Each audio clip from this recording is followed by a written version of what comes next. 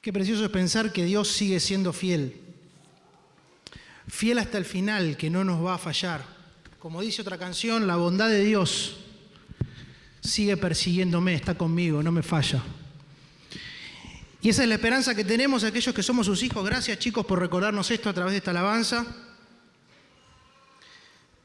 Y damos gracias a Dios por la oportunidad de estar juntos y compartir este tiempo su palabra. Damos gracias a los organizadores también y doy gracias personalmente porque me han dado esta oportunidad y me han invitado a compartir con todos ustedes un tema que siempre llama la atención, ¿no? La palabra transformados es una palabra que impacta, ¿no? En general buscamos títulos así para las conferencias, para los eventos y hacemos bien porque llama la atención, transformados. Y hay muchas ideas que se desprenden de la idea de ser transformados. Cuando pensé en la palabra transformados me acordé de una película. ¿Cuál? Transformers. Bien, exactamente eso. Pero no quiero hablarle solamente de Transformers. A mí es una persona que le gusta bastante la serie y la película. No soy un fanático, pero me gustan. Y cuando pensé en la palabra transformados se me vinieron a la mente varios personajes de la ciencia ficción que se transformaban para tener un objetivo. A ver si vamos a probar si funciona la presentación. Si aparece el primero, a ver si aparece. Yo lo veo acá, ustedes lo ven ahí. Sí, a ver si aparece. Bien, no funciona. Siempre tiene que ser así. Si funciona es muy fácil. El tema es cuando no funciona. No importa, se los voy a decir yo, no importa que no aparezca. Ahí apareció, los Power Rangers, bien. Ya veo algún hermano que me diga, no, eso no se puede mirar. Ya sé, hermano, no hay que mirar los Power Rangers. A los chicos les digo, no lo miren. Pero recuerden, yo me acuerdo que cuando me escapaba de mi papá y mi mamá, que no me dejaban verlo, pero yo igual a veces era medio vago, soy todavía, lo miraba. Los Power Rangers cuando tenían un problema se transformaban en esa especie de mezcla entre animal y robot y qué sé yo, y peleaban. Había otro que se transformaba, y ahora sí, lo que ustedes mencionaron, ¿cuáles? Los Transformers. Los Transformers cuando se veían atacados, a ver si lo digo bien, los Autobots por los Decepticons, ¿se acuerdan? ¿No? Entonces ahí ellos eran una licuadora, en realidad, o un auto. Pero cuando se enfrentaban entre ellos, se transformaban y se ponían en posición de defensa o de ataque. Se transformaban con un propósito, con una misión. Me voy a venir un poquito más para atrás en el tiempo. No digo que acá haya gente mayor, no estoy diciendo eso, pero por las dudas, hay otro personaje que también se transformaba, en realidad, dos hermanos, así como las López, pero solo que esto era un varón y una mujer. Se transformaba y eran los gemelos fantásticos. Tenían un poder, tocaban los anillos, decía gemelo fantástico, actívense. Y siempre me llamó la atención porque decía en forma de águila, decía ella. Águila, buenísimo. Él, en forma de cubo de hielo. Dice, no, buscate una forma un poco más digna, cubo de hielo. Pero se transformaban para una acción, para una misión. Tenían un propósito para transformarse. A eso voy. El último. Este tal vez más antiguo todavía. El profesor Lokovich. Que levante la mano, ¿quién lo vio? ¿Quién lo conoció? Claro, muy bien, exactamente. Era lo que esperaba. Bien. ¿Cómo? Los autos locos. Gran dibujito. Lo llegué a ver en mi infancia. Era muy chiquito yo. No me acuerdo bien. Pero el profesor Lokovich, ¿qué hacía? Los que lo vieron. Transformaba el auto. ¿Se acuerdan? Venía en un auto y lo transformaba para ganar la carrera. Lo cierto es que a veces transformaba el auto de una manera que no le convenía y no terminaba ganando. Pero era mi personaje favorito. Él transformaba su auto con un propósito, con un objetivo. Y saben, cuando pensamos en transformación es necesario entender el porqué y el para qué de la transformación. Porque si no, estamos corriendo, como hacía Lokovich, detrás de la transformación por la transformación. De buscar lo novedoso, de buscar lo nuevo, de cambiar por cambiar, como hacía muchas veces este profesor, y no siempre le daba resultado. Entonces el concepto de transformación, el hecho de poder transformarnos, tiene que ver o está asociado a que tengamos un propósito para ser transformados. Que podamos transformarnos no solo por el hecho de renovarnos, no solo por el hecho de cantar una canción nueva o de decir algo nuevo, o de oír algo nuevo, como hacían los atenienses, ¿se acuerdan? Como dice Hechos ahí, que solo se interesaban en oír algo nuevo, sino con un propósito, con un fundamento, transformados con un para qué. Y quisiera en esta noche ya compartir con ustedes 3 conceptos que tienen que ver y que están asociados a la transformación de un hijo de Dios. Para que la transformación tenga una base para que entendamos que la transformación de un hijo de Dios es un proceso, y en tercer lugar, para que tratemos de analizar el resultado de la transformación, el para qué. Y que tal vez esto nos ayude a que a lo largo de todas estas conferencias, sentando estas bases hoy, podamos ir más allá, interpretar más en profundidad qué nos pide Dios cuando nos pide que seamos transformados. No nos pide un cambio porque sí. Y me adelanto, nos pide una transformación interior que tiene que ver con ser conforme a la imagen de Jesús. Así que yo quiero invitarlos hoy a estudiar o a repasar o a reflexionar sobre un solo versículo, que está en 2 Corintios 3:18. Los que tienen su Biblia les pido que me acompañen. Está ahí escrito el versículo. Y es con el versículo con el que empezamos la alabanza en esta noche. Dice 2 Corintios 3:18.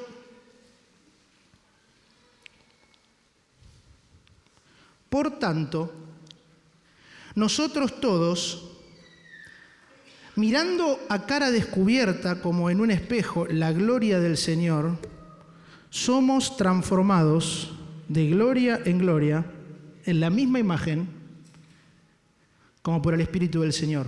Una vez más, por tanto, nosotros todos, mirando a cara descubierta como en un espejo la gloria del Señor, somos transformados de gloria en gloria en la misma imagen como por el Espíritu del Señor. Vamos a orar y vamos a pedirle que sea Dios el que hable a nuestro corazón en esta noche. Padre, gracias te damos por esta oportunidad. Gracias porque sabemos que tú eres un Dios fiel, fiel hasta el final. Gracias, Padre, porque tienes una obra para hacer en nosotros y a través de nosotros, y confiamos en tu fidelidad en nosotros, Señor. Te rogamos que sea tu palabra la que hable hoy a nuestro corazón. Nos ponemos en tus manos, lo hacemos en el poder y en el nombre del Señor Jesús. Amén, Señor.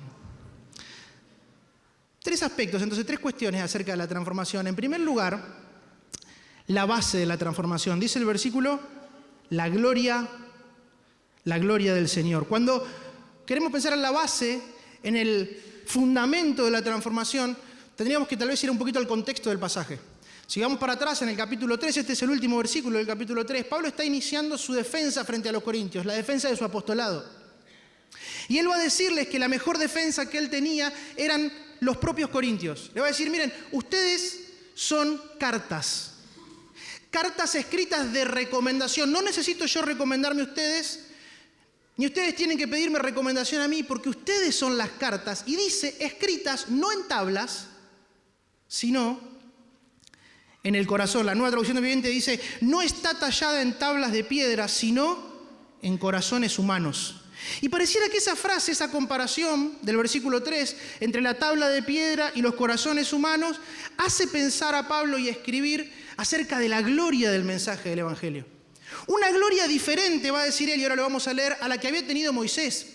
Y lo lleva al pasado y les recuerda allí en Éxodo capítulo 34, cuando Moisés sube por segunda vez al monte con las nuevas tablas. Recuerdan que él rompe las primeras tablas escritas por Dios como una manifestación de su indignación por la idolatría del pueblo, pero Dios le da una segunda oportunidad. Él prepara unas tablas lisas, sube nuevamente al monte. Allí Dios de alguna forma le dicta lo que debe escribir y él escribe. Ahora es Moisés el que escribe. Y cuando baja de ese encuentro con Dios, luego de algunos días, dice la Biblia que su rostro brillaba.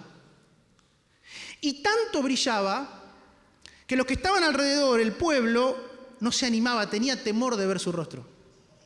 Dice el relato bíblico que Moisés llama a Aarón y llama a los principales para que se acerquen a él, para que no teman. Ellos ven la gloria del rostro de Moisés y luego Moisés tapa su rostro para que el pueblo no viera que esa gloria, que era tremenda, que era refulgente, que atemorizaba, se desvanecía. Y dice la Biblia que cada vez que Moisés entraba en la gloria de Dios, su rostro volvía a brillar, el pueblo lo veía y él se volvía a tapar, porque la gloria se desvanecía. Pero Pablo va a decirles, si ese ministerio fue glorioso, el de Moisés, el de la ley, que perece, ¿cuánto más glorioso es el ministerio del Evangelio? Dice versículo 7, y si el misterio de muerte grabado con letras en piedra fue con gloria, tanto que los hijos de Israel no pudieron fijar la vista en el rostro de Moisés a causa de la gloria de su rostro, la cual había de perecer, ¿cómo no será más bien con gloria el ministerio del Espíritu? para agregar en el versículo 11 del mismo capítulo 3, pueden seguirme en sus Biblias, porque si lo que perece tuvo gloria, mucho más glorioso será lo que permanece. La base de la transformación es lo glorioso del Evangelio de Cristo. Pablo les dice, Corintios, dense cuenta que el mensaje que tenemos, que portamos, que vivimos es glorioso, que no hay nada más grande, más extraordinario que el mensaje del Evangelio. Aún más grande que la gloria del rostro de Moisés. Aún más grande que la gloria que sus padres, sus antecesores vieron con sus ojos. Más grande, el mensaje del Evangelio es glorioso. Y en todo este capítulo 3, Pablo va a insistir y va a recordarles a los corintios, como base para su transformación, que lo importante es reconocer, ver, admirar, maravillarse de la gloria del Evangelio. De la gloria del Evangelio que abarca no solamente el proceso de salvación, sino toda nuestra vida. Y hermano, acá yo sacaba la primera reflexión para mí, ¿no? ¿Yo reacciono igual a la gloria del Evangelio?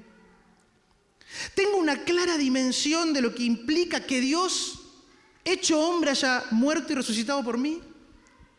¿Tengo una clara dimensión del propósito y de lo eterno y de lo glorioso que es el Evangelio? Creo que a veces las cosas de este mundo nos nublan la visión. Y lo digo un lunes, ¿no? El peor día de la semana. Las tareas, los quehaceres tapan nuestra vista y no nos permiten admirar y maravillarnos de la gloria del Señor. ¿Saben? La palabra gloria, una de las traducciones posibles de la palabra gloria es la palabra brillo. El mensaje del Evangelio brilla. Un brillo tal que causa estupor. Un brillo tal, dije estupor en una conferencia organizada por jóvenes, me van a matar. Un brillo tal que causa conmoción, que asombra, que impacta. Ese es el brillo del mensaje del Evangelio. ¿Y cuál es la esencia del mensaje? Dice 2 Corintios 4:6, un poquito más adelante, porque Dios, que mandó que de las tinieblas resplandeciese la luz, es el que resplandeció en nuestros corazones para iluminación del conocimiento de la gloria de Dios en la faz de Jesucristo. ¿Cuánto brilla para mí el Evangelio? Me preguntaba, ¿qué está brillando más fuerte en mi vida hoy que el Evangelio? ¿Las preocupaciones del trabajo?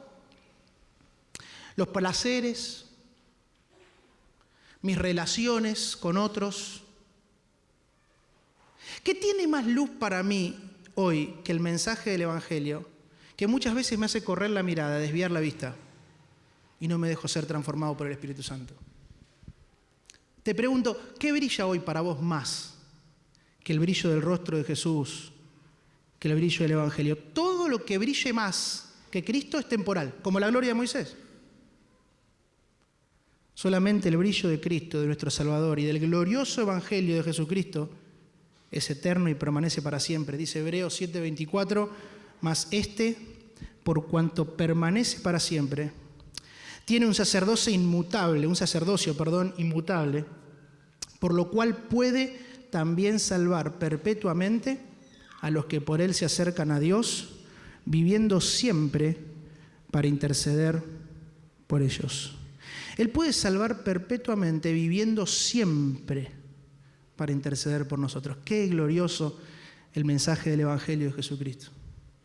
De Dios hecho hombre, viendo esta tierra, a morir por mí, a pagar el precio que yo tenía que pagar, y estando hoy sentado a la diestra de Dios, abogando en mi favor, mostrando sus heridas y la sangre derramada en nuestro favor.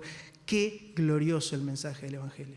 Y solamente puede haber transformación si la base de la transformación es que día a día nos maravillemos, nos asombremos de la gloria del Evangelio, y que si hay algo hoy que está nublando nuestra visión, que para nuestra vida hoy brilla más que el Evangelio, poder quitar la mirada de ahí y volver a mirar a Cristo, volver a mirar su gloria, y volver a su palabra, y volver a regocijarnos y alegrarnos, como dice Pablo, por la gloria, por el brillo, por el esplendor del Evangelio de Jesucristo. En primer lugar, la base para la transformación, la gloria del Señor. En segundo lugar, el proceso de la transformación. Dice el versículo 18, somos transformados de gloria en gloria. Y esto me habla sin duda de un proceso, de un avance. Dice Colosenses 3:9, voy a leer la Biblia de las Américas: no mintáis los unos a los otros, puesto que habéis desechado al viejo hombre con sus malos hábitos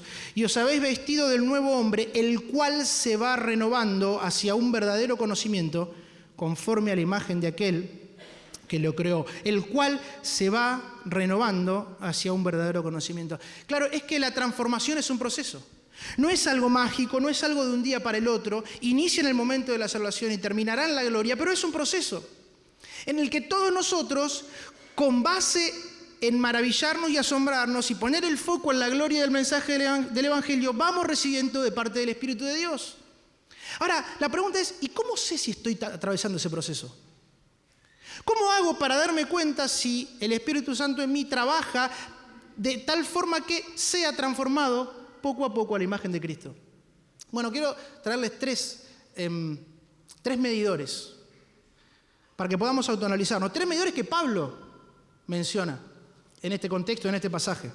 En primer lugar, la persona que está atravesando, que vive en el proceso de transformación constante, sabe que no depende de su capacidad. Fíjense lo que dice el versículo 4 del capítulo 3, siempre de 2 Corintios. Dice, y tal confianza tenemos mediante Cristo para con Dios. No que seamos competentes por nosotros mismos para pensar algo como de nosotros mismos, sino que nuestra competencia proviene de Dios, el cual asimismo nos hizo ministros competentes de un nuevo pacto, no de letra, sino del Espíritu, porque la letra mata, mas el Espíritu vivifica. Y tal confianza tenemos mediante Cristo. Me encanta esta frase. Pablo dice, yo tengo confianza en lo que hago, pero no tengo confianza por lo que yo hago, tengo confianza por lo que Cristo hace en mí. Tal confianza tenemos mediante Cristo. Por la gracia de Dios soy lo que soy, va a decir en 1 Corintios 15. Y su gracia para conmigo no resultó vana. Antes bien, he trabajado mucho más que todos ellos, aunque no yo, sino la gloria de Dios en mí. El que está viviendo conforme a lo que Dios quiere para su vida, el que va siendo transformado a la imagen de Cristo, entiende que no es transformado por lo que Él tiene, sino por lo que Dios hace. Que no depende de su capacidad. Y vivimos en un mundo, hermano, para que pensemos, no vivimos en un mundo que todo el tiempo nos promueve a que nosotros mostremos nuestra capacidad, a que los demás vean lo que soy, lo que tengo. En el estudio, promovidos a ser cuadro de honor. ¿Está bien? Sí, está muy bien. Pero ¿cuánto muchas veces ese cuadro de honor es para alimentar el ego? En el trabajo, a ser promovido, a poder ganar más, a que los demás vean mis iniciativas y mis ideas. ¿Está bien? Claro que está bien. El problema es que muchas veces eso nos pone en el centro de la escena a nosotros y corre de su lugar a Dios. En la iglesia. Los ministerios, ¿cuántas veces los ministerios públicos como este o como otros nos llevan, y no por culpa de los ministerios, sino por una cuestión nuestra, por estar nosotros alejados del propósito de Dios, a exponernos, a brillar nosotros en vez de que brille Cristo? Pero una persona que va siendo transformada poco a poco se da cuenta que no depende de mí, sino que depende de Él. Y saben, hermanos, no hay nada que me dé más ánimo y más aliento saber que no depende de mí, sino que depende de Él. Cuando estudiaba, les cuento una experiencia, cuando estudiaba me iba muy mal, así, sobre todo al principio. Me costó adaptarme, yo soy de Zárate, no les conté, me vine a Buenos Aires solo, mis amigos ninguno estudiaba, no había tanta gente en Capital que estudiara y venía todos los lunes a la mañana, a las 4 de la mañana, llorando en el Chevalier, ¿no? Siempre, siempre. Chevalier es el colectivo que viene para acá. Ustedes por ahí no lo conocen, pero es de la zona norte el que viene para acá. Amargadísimo. Porque no me iba muy bien. Y me costaba un montón, porque yo trataba de esforzarme y no me iba bien, y pesaban en mí un montón de cosas, ¿no? Que uno venía a Capital, que le hacía gastar dinero a sus padres y demás, y no sé, capaz que a alguno de ustedes les pasa hoy. Hasta que un día entendí y me encontré con la realidad que no dependía tanto de mi esfuerzo. Que los resultados no dependían de mí, sino que dependían de Él. Claro, yo tenía que poner mi parte, yo tenía que venir, tenía que estudiar, tenía que hacer mi esfuerzo, pero los resultados dependían de Dios. Y cuando logré entender, y trato de convencerme cada día, no es que lo haya superado, que los resultados dependen de Dios, entonces la cosa cambia. Porque nosotros ponemos nuestra parte, nosotros nos esforzamos, pero también decidimos entregarnos a Él y decirle a Dios, esto es todo lo que yo tenía para hacer, es todo lo que tenía para dar, como los panes y los peces. Pero el resultado depende de vos. Ahora estoy en tus manos. Dice 2 Corintios 2:15, unos versículos antes, porque para Dios somos grato olor de Cristo en los que se salvan y en los que se pierden. A estos ciertamente olor de muerte para muerte y a aquellos olor de vida para vida. Y para estas cosas, ¿quién es suficiente? Para ser parte del glorioso mensaje del Evangelio, para vivir la vida cristiana, para poder servir a Dios, ¿quién es suficiente? Nadie. Nadie es suficiente. Es Dios obrando en nosotros y el que se deja transformar en base al glorioso y a la gloria y a sorprenderse con el mensaje del Evangelio cada día, entiende que no depende de él, sino que depende de Dios. En segundo lugar, el proceso de la transformación lo viven aquellos que viven abiertamente su fe y que no se esconden. Dice Pablo en el versículo 12 del capítulo 3, así que teniendo tal esperanza, usamos de mucha franqueza. Y no como Moisés, que ponía un velo sobre su rostro para que los hijos de Israel no fijaran la vista en el fin de aquello que había de ser abolido, lo que explicamos antes. Así que teniendo tal esperanza, usamos de mucha franqueza. La palabra franqueza aparece varias veces en la Biblia. Déjenme mencionarles algunas. Por ejemplo, aparece en Marcos capítulo 8, versículo 31, donde dice que Jesús anunciaba abiertamente a sus discípulos que iba a morir. En Juan 19:20, Jesús defendiéndose allí cuando es acusado, dice, pero yo no les hablé muchas veces en el templo abiertamente el mensaje del Evangelio. Hechos 28, ahí sí les pido que me acompañen, Hechos 28, el último capítulo de Hechos, versículo 30, los últimos dos versículos, hablando del ministerio de Pablo en sus últimos días, dice, y Pablo permaneció 2 años enteros en una casa alquilada y recibía a todos los que a él venían, predicando el reino de Dios y enseñando acerca del Señor Jesucristo, abiertamente y sin impedimento. Esa es la palabra franqueza. Alguien que vive su vida cristiana abiertamente y sin impedimento. Y me encanta esto. ¿Saben por qué me encanta? Porque cuando nosotros nos dejamos transformar por el poder del Espíritu Santo en nosotros, podemos vivir tranquilos. A veces vivimos una vida cristiana amargada, infeliz, triste, escondida, que nadie se entere, aparentando que somos hijos de Dios, pero en el interior entristecidos, amargados, cubiertos. Pablo dice, yo actúo con mucha franqueza. Yo camino con el rostro en alto, con el pecho levantado, no me escondo de nadie, porque predico lo que creo. Porque digo lo que pienso respecto del Evangelio, del glorioso Evangelio de Jesucristo. Vivo sin tapujos, vivo sin preocupaciones, no tengo nada que esconder. Cristo vive en mí y procuro reflejar la imagen de Cristo. Qué hermoso poder vivir la vida cristiana de esta manera. Tal vez alguien hoy llega a este lugar luchando espiritualmente, debatiéndose en la mente si realmente vale la pena vivir la vida cristiana. Tal vez en la escuela, en la universidad, teniendo que pelear y preferís esconderte, no mostrar, no decir lo que sos, en un mundo que nos oprime, que nos aprieta, podemos decir que nos persigue. Y tal vez alguien hoy está debatiéndose y llega a esta conferencia un poco desanimado, un poco desahuciado un lunes, empezando la semana. Me gustaría sencillamente que prestaras atención al Salmo 138:8. Si esa es tu situación. A veces las cosas del mundo nos tironean, los problemas en casa, en el trabajo. A veces esas relaciones que nos gustaría conservar, pero que sabemos que no nos convienen. Ustedes saben a qué me refiero. Pero dice el Salmo 138:8, la oración del salmista es, la expresión de deseo del salmista es, Jehová cumplirá su propósito en mí. Tu misericordia, oh Jehová, es para siempre. No desampares la obra de tus manos. Tal vez esta sea una noche para que llegues a tu casa, te arrodilles delante de Dios, si estás en esta lucha, y puedas decirle a Dios, Dios, quiero hacer tu voluntad. Quiero vivir abiertamente, libremente. Quiero vivir como lo que soy, un hijo tuyo, con franqueza, con honestidad, con sinceridad. Ayúdame a dejar esto que me ata. Dame la fuerza por tu espíritu en mí para vivir la vida que vos querés que yo viva.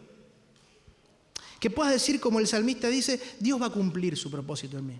es que cuando dejamos que Dios cumpla su propósito en nosotros, nos sacamos la mochila y podemos vivir una vida que no se esconde, una vida de franqueza, una vida transparente que otros ven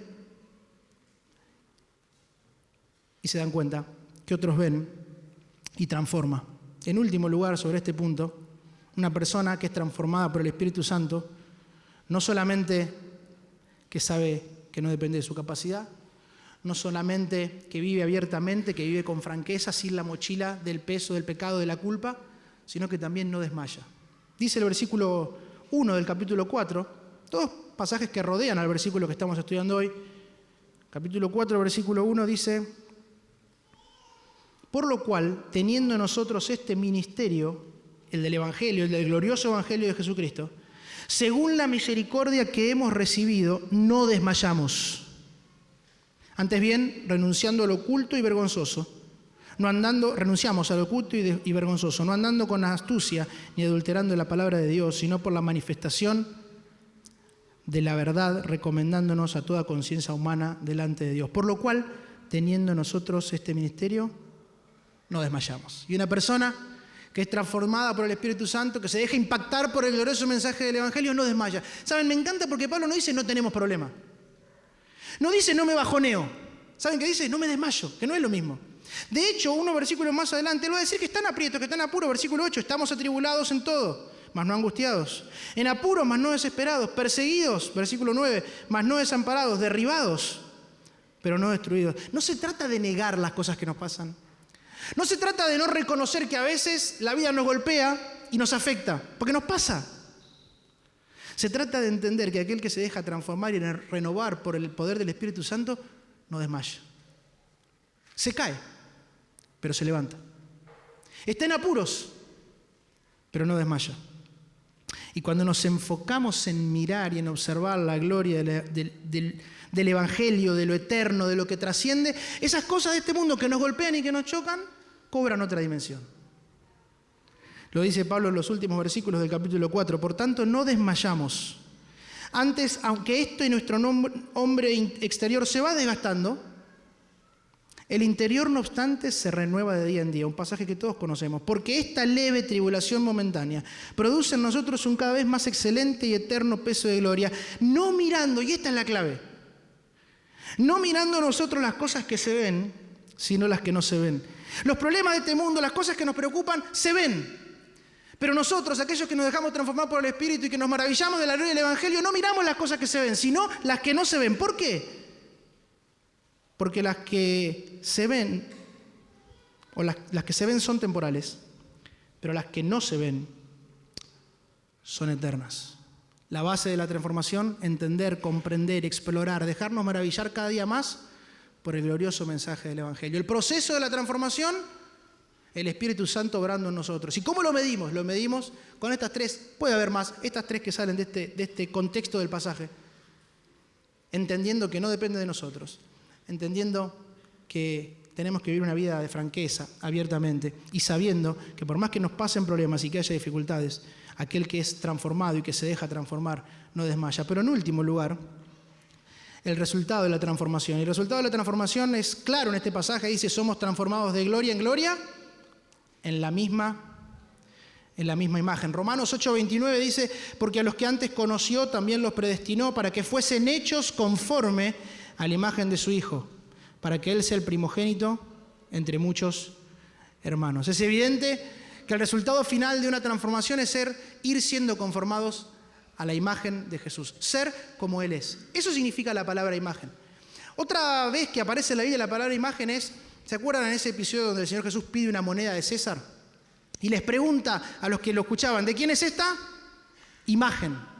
Y si bien la moneda no es César, pero esa imagen tenía evidentemente impresa una representación de la imagen de César.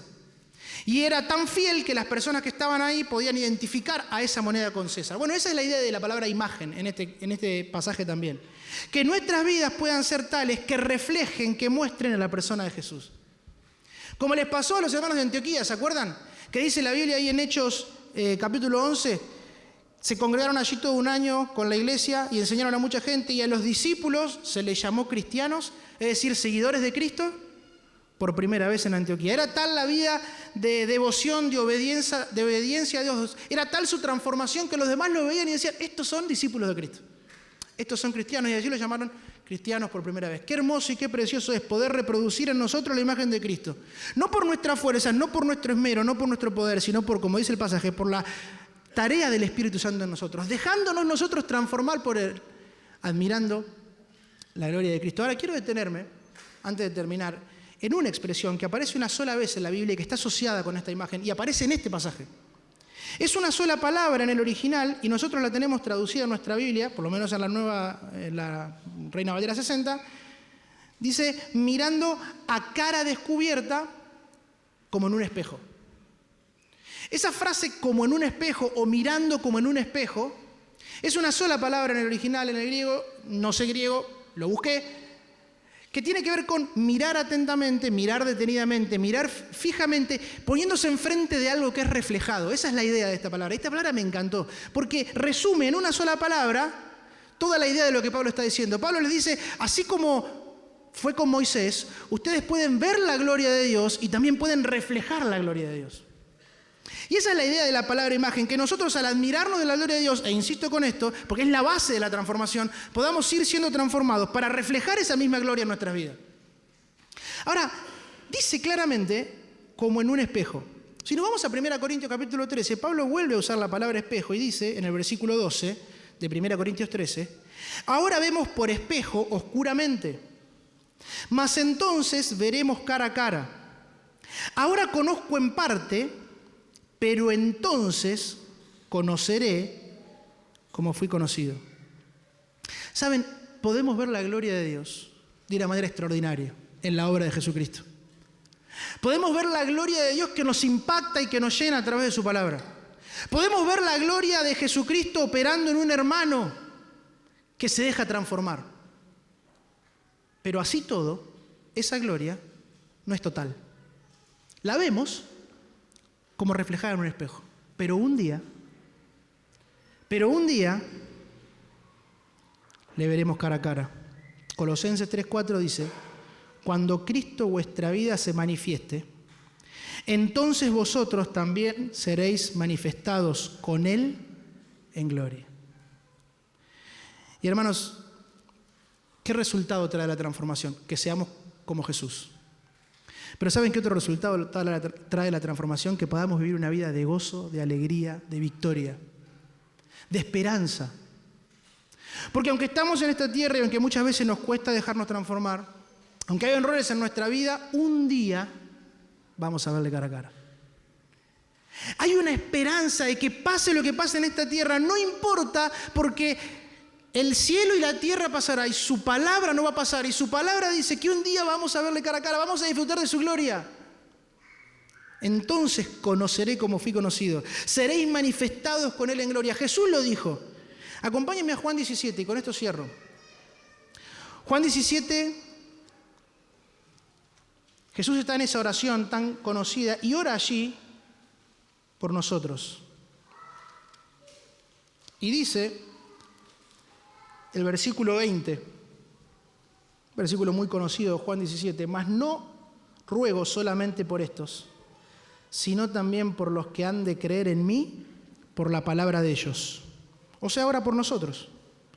Para agregar en el versículo 24, Padre, aquellos que me has dado, quiero que donde yo estoy, también ellos estén conmigo, para que vean mi gloria que me has dado, porque me has amado desde antes de la fundación del mundo. Padre, quiero que ellos estén conmigo para que vean mi gloria. Y hermanos, tenemos la tremenda esperanza que en este proceso de ser transformados termina ya. Y que aunque muchas veces fallemos, Dios no falla. Por eso arrancaba diciendo, qué extraordinario que Dios sea fiel.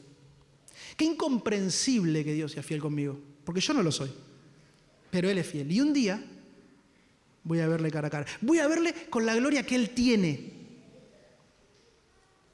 Ese día se cumplirá la oración de Jesús si vamos nosotros a estar con Él para ver su gloria que le ha sido dada. Y mientras tanto, ¿qué? Y mientras que estamos acá, ¿qué? Versículo 22 de Juan 17. La gloria que me diste, yo les he dado para que sean uno. La gloria que me diste, yo les he dado, y hay un propósito, hay un para que sean uno. Así como nosotros somos uno, yo en ellos y tú en mí, para que sean perfectos en unidad, para que el mundo conozca que tú me enviaste y que los has amado a ellos como también me has amado a mí. Y mientras tanto, ¿qué? La gloria que me diste, yo se las di con un propósito, que sean uno. Hermano, hoy estamos todos juntos acá, de diferentes iglesias, de diferentes lugares, con el propósito de continuar buscando a Dios. Y la gente que pasa por la puerta, recién había un hombre ahí parado, hace un ratito, que miraba para adentro. Mira para adentro, ¿y saben qué ve? Que somos uno. No alcanza con ser uno hoy acá en esta iglesia. Es nuestro desafío que podamos ser uno cada día de nuestra vida, en tu iglesia local, en el lugar en el que estás. Que el mundo pueda ver la gloria de Jesucristo y la gloria de Dios a través nuestro. ¿Cómo? Estando juntos, estando unidos. Porque si estamos unidos, y lo dice Jesús, el mundo va a creer. Yo en ellos y tú en mí, para que sean perfectos en unidad, para que el mundo conozca que tú me enviaste. ¿Saben cómo el mundo reconoce que Jesús ha sido enviado por Dios a salvar? Cuando nos ve unidos. Qué extraordinario. Así que, hermano, tenemos un proceso de transformación.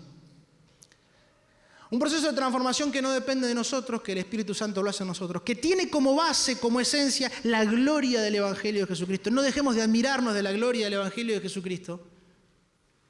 Que es un proceso continuo donde a veces hay altos y bajos, pero que si queremos ver si estamos viviendo, transitando ese proceso, podemos evaluarnos con algunas cuestiones. ¿Vivimos una vida que depende de Él? ¿Vivimos una vida que no se avergüenza del Evangelio? ¿Vivimos una vida con golpes, con dificultades, pero que no desmayamos, que nos alentamos? El proceso de la transformación. Pero hay un resultado final. Ser a la imagen de Jesús. Y saber que vamos a ser hechos a la imagen de Jesús nos hace pensar y recordar y gloriarnos y alegrarnos en esa esperanza de que un día le vamos a ver cara a cara. Pero mientras tanto, reflejando su gloria acá, juntos y unidos. Porque si estamos unidos, si somos uno, el mundo conoce a Dios. Que esto pueda ser una realidad, no hoy, sino cada día de nuestra vida, hasta que el Señor nos venga a buscar. Amén.